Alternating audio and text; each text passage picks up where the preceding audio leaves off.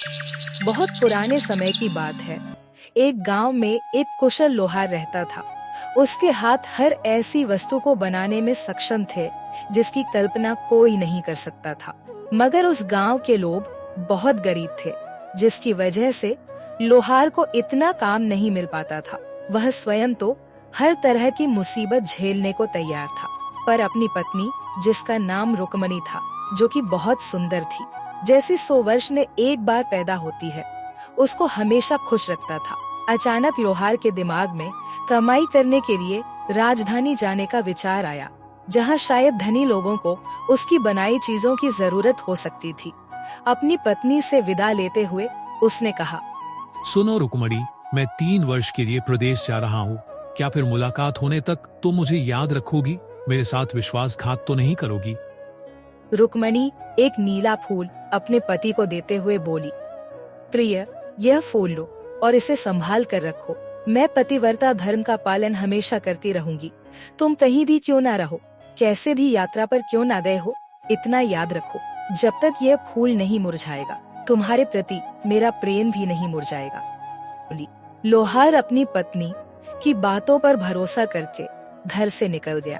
रास्ते में चलते चलते उसे एक चाय की दुकान दिखाई दी। वहां अनेक ग्राहकों के बीच उसे 2 ठाटदार कपड़े पहने आदमी नजर आए, जो कुछ खा पी नहीं रहे थे, मौन खड़े हुए थे, मानो उन्हें कोई दुख सता रहा हो। लोहार को देखकर वे इस तरह से घुरने लगे कि वह परेशान हो उठा। अरे भाइयों, आप मुझे ऐसे क्यों देख रहे हो? मैं गरीब जरूर हूँ, मगर ईमानदार आदमी हूँ। इस राजधानी में दूर दराज के गांव से काम ढूंढने आया हूँ। मैं कुशल लोहार हूँ और जो मुझे काम सौंपेगा वह याद रखेगा कि उसका वास्ता मुझसे पड़ा। दोनों पुरुषों ने एक दूसरे की तरफ देखा और उनमें से सबसे बड़े ने लोहार से कहा, अरे भाई, हमारी एक एक बात ध्यान से सुनो। हम तीनों राजा विक्रम के वजीर हैं, जिसकी खबर इस चाय वाले को भी नहीं है और होनी भी नहीं चाहिए। हम समय काटने नहीं, बल्कि एक महत्वपूर्ण कार्य करने के लिए बाजारों, चाय खानों और भीड़ भाड़ वाली जगह के चक्कर काट रहे हैं। राजा ने हमें उसके लिए सोने और चांदी का रथ बनवाने का हुक्म दिया है। उनका समय पर रथ तैयार न करने पर हमें मौत की धमकी दी है। हम बड़ी उलझन में हैं, क्योंकि समय बीतता जा रहा है, लेकिन हम राजधानी में किसी ऐसे कारीगर को नहीं खोज पा रहे हैं जो इतना कठिन कार्य करने को तैयार हो। अगर तुम काम करके हमारी सहायता नहीं कर सकते तो क्या हुआ, कम से कम सलाह तो दे सकते। बुद्धिमान वजीर खुद किस्मती ने मुझे इस चाय खाने की राह दिखाई है। मुझे आवश्यक सोना चांदी दीजिए और मददगार दीजिए। मैं आपको निश्चित समय पर ऐसा रथ तैयार करके दूंगा जैसा आज तक किसी राजा के पास नहीं हुआ। लोहार ने उसी दिन काम शुरू कर दिया। भटियां दहकने लगी, हथौड़े तले मूल्यवान धातु ठननाने लगी और चतुर कामगार बड़े कारीगर के निर्देशानुसार काम करते हुए इधर उधर भागने लगे। समय के अनुसार रथ बनकर तैयार हो गया। वास्तव में उससे पहले कभी इतना सुंदर रथ आसपास किसी भी राजा के पास नहीं था। जब राजा विक्रम ने वह रथ देखा तो उसने तुरंत अपने वजीर का वेतन तिगुना कर दिया। फिर वह बोला, मैं धरती पर यह अलौकिक रथ बनाने वाले कारीगर को देखना चाहता हूँ। आज से तुम मेरे खल सलाहकार और दोस्त हुए। मैं चाहता हूँ कि तुम्हारी प्रतिभा और कौशल का उपयोग ना तो मेरी प्रजा करे और ना ही कोई विदेशी बादशाह। तुम इस सुंदर महल में मेरे पास रहोगे और केवल मेरे लिए काम करोगे। दोनों वजीर लोहार से मन ही मन जलने लगे और अकेले ने मिलकर उसे किसी तरह बर्बाद करने की सोचने लगे। एक दिन वजीर ने राजा के पास जाकर कहा, महाराज, आपका चहेता लोहार जादू है। उसने रथ किसी जादुई फूल की सहायता से बनाया है और उसी की बदौलत वह आपका कृपा पात्र बन गया है। उस फूल को वह लोगों की नजरों से छिपा कर रखता है। हमें लगता है कि यह दुष्ट आपके प्राण लेने के लिए आपके विरुद्ध कोई षड्यंत्र रच रहा है। तुम मुझसे छिपाकर कौन सा फूल सीने में लगाए रखते हो? अगर अपनी जान बचाना चाहते हो तो सच सच बताओ। लोहार हैरान रह गया कि उसका रहस्य किसने खोला है। उसने न मुरझाने वाला फूल निकालकर राजा विक्रम को अपनी पत्नी तथा उसकी विदाई के समय की कई सारी बातें ईमानदारी से बता दी। महाराज, यह फूल मेरी पत्नी के प्रेम की निशानी है। जब मैं घर से आया था तो उसने मुझे जाते समय कहा था कि जब तक यह फूल नहीं मुरझाए तब तक मेरा प्रेम तुम्हारे प्रति बना रहेगा। महाराज, यह धव अपने मालिक के सामने झूठ बोलने का साहस कर रहा है। हमें अच्छी तरह से मालूम है कि इसकी पत्नी इसे कब का भूल चुकी है और किसी भी आदमी से खुशी खुशी शादी करने को तैयार बैठी है। दुनिया में ऐसी कोई औरत नहीं है जो धन और उपहार के लालच में न फंस जाए। अगर महाराज आप इजाजत दें तो मैं ये साबित कर सकता हूँ। ठीक है, जब तक तुम कोई सबूत लेकर नहीं आओगे तब तक इस कारीगर को बिना कोई हानि पहुंचाए कैद खाने में रखा जाएगा। पहला वजीर सर पर घोड़ा दौड़ाकर उस गांव में पहुंचा जहां लोहार की पत्नी रहती थी। उसने वहां किसी संदिग्ध व्यक्ति से जान पहचान कर ली और उसकी मुट्ठी गर्म करके उसे अपनी योजना बताई। अरे भाई, लोहार की पत्नी जैसी पतिव्रता औरत इस गांव में ही क्या सारी दुनिया में नहीं मिलेगी। इस मामले में केवल सुनीता ही तुम्हारी मदद कर सकती है। वह आदमी बिना कलप टाले दुष्ट औरत सुनीता को वजीर के पास ले आया। वजीर ने सारा किस्सा सुनीता को बताया। उसकी सारी बात सुनकर वह बोली, अजनबी, अगर तुम्हारे पास 500 सल्फिया हो तो मैं तुम्हें उस औरत से मिलने के लिए अपनी सारी चालाकी से काम लेने को तैयार हूँ। वजीर ने 500 अशरफियाँ सुनीता को दे दी। फिर वह लोहार के घर की तरफ चल दी।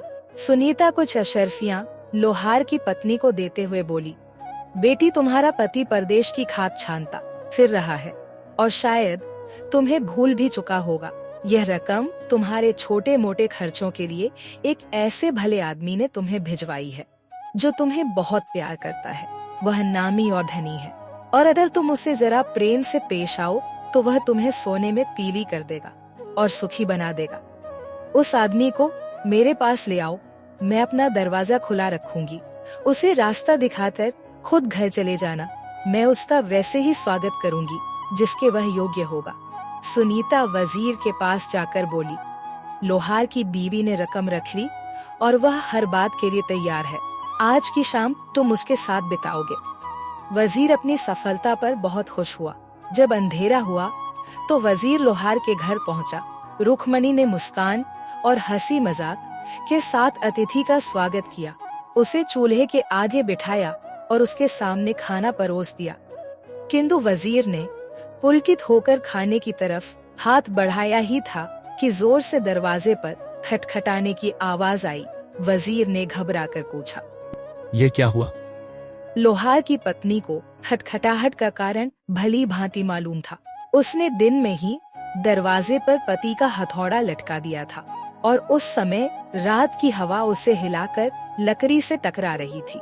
किंतु स्त्री ने खुद भी बुरी तरह डरने का दिखावा किया और जल्दी से बोली, आदरणीय जी, यह जरूर मेरा भाई दरवाजा खटखटा रहा होगा। वह ज्यादा देर नहीं रुकेगा। तुम कृपया करके 1 मिनट के लिए पास वाले कमरे में छिप जाओ। वजीर ने दहली लांघी ही थी कि स्त्री ने उसे पीछे से धक्का दे दिया और वह सिर के बल अंधेरे गड्ढे में गिर गया। उसी समय शाही महल में बंद लोहार ने नीले फूल को निकाल कर देखा। फूल ताजा और खुशबूदार था, वैसा ही जैसा कि रुक्मणी ने बिछड़ने के दिन दिया था। अगले दिन लोहार की पत्नी ने गड्ढे में भेड़ के ऊन का ढेर डाल दिया और अपने कैदी को उसे बनाने का आदेश दिया। वजीर को गए कई दिन बीत गए, जबकि राजा उसका इंतजार करता करता ऊब गया। एक दिन उसने दूसरे वजीर से कहा, तुम्हारे मित्र की मेरे सामने आने की हिम्मत नहीं हो रही है, क्योंकि लगता है वह कुछ नहीं कर पाया है। अगर तुम लोगों ने कारीगर की झूठी शिकायत की तो तुम्हारी खैर नहीं। हमने आपको बिल्कुल सच बात बताई है। अगर आप हुक्म दे तो मैं इसे साबित कर सकता हूँ। ठीक है, लेकिन जल्दी लौटना। कुछ समय बीतने पर दूसरे वजीर के साथ भी वैसा ही हुआ जैसा कि पहले वजीर के साथ हुआ था। व्यर्थ धन खर्च करके वह भी गड्ढे में पहुंच गया। गड्ढे में उसकी दृष्टि भेड़ का ऊन ढूंढ रहे आदमी पर पड़ी।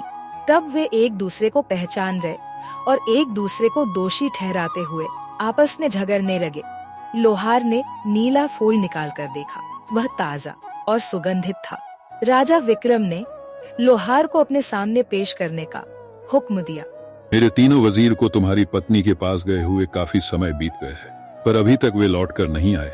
मुझे संदेह है कि तुम्हारी पत्नी ने उन्हें अपने जादू से मार डाला है। अगर ऐसा है तो मैं तुम्हारा और तुम्हारी पत्नी का भी सिर कटवा दूंगा, लेकिन अगर वजीर ने तुम पर झूठा लांछन लगाया है तो उन्हें इससे भी कड़ी सजा मिलेगी।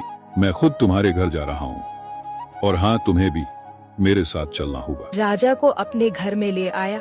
राजा ने रुक्मणी से पूछा, क्या तुम्हारे पति की गैर हाजिरी में तुम्हारे पास मेरे 3 वजीर आए थे? आपकी उम्र दराज हो गई महाराज। वजीर की जगह तो अपने राजा के दरबार में होती है। वे गरीब और अकेली स्त्री के घर में क्यों आएंगे? राजा चुप हो गया और अपनी व्याकुलता छिपाने के लिए कालीन को ध्यान से देखने लगा। तुम्हारे पास ये इतना बढ़िया कालीन कहाँ से आया? जहाँ पन्हा, यह कालीन मेरी नौकरानियों ने बुना है। नौकरानियों ने? लेकिन तुम्हारा पति तो मुझसे कहता था कि वह तुम्हें बहुत गरीबी हालत में छोड़ गया है। नौकरानियां रखने के लिए तुम्हारे पास पैसा कहाँ से आया? महाराज, मेरी नौकरानियां तनख्वाह नहीं मांगती। वो दिन में जई की 1 रोटी के बदले मेरे सारे काम करती है। इतना बोलकर रुक्मणी अंदर गई और तीनों वजीर से फुसफुसा कर बोली, मुसीबत आ गई। मेरा पति लौट आया। अगर उसने आपको मेरे घर में देखा तो आपका काम तमाम हो जाएगा। मैं आपकी मृत्यु नहीं चाहती, इसलिए यह आपको अपनी सहेलियां बताकर घर से बाहर कर दूंगी। वजीर ने बिना चूक ये औरत की बात मान बाहर आ गए। राजा विक्रम हैरानी से उन्हें कई देर तक देखता रहा और अंत में बोला, महाराज, यही है वह जिन्होंने आपसे मेरी झूठी शिकायत की और मेरी पतिव्रता पत्नी पर लांछन लगाया। महाराज, हमें माफ कर दीजिए, हमसे बहुत बड़ी भूल हुई है।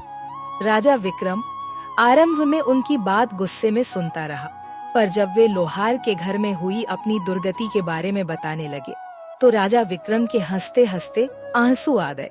वह इससे पहले इतना दिल खोलकर कभी नहीं हंसा था।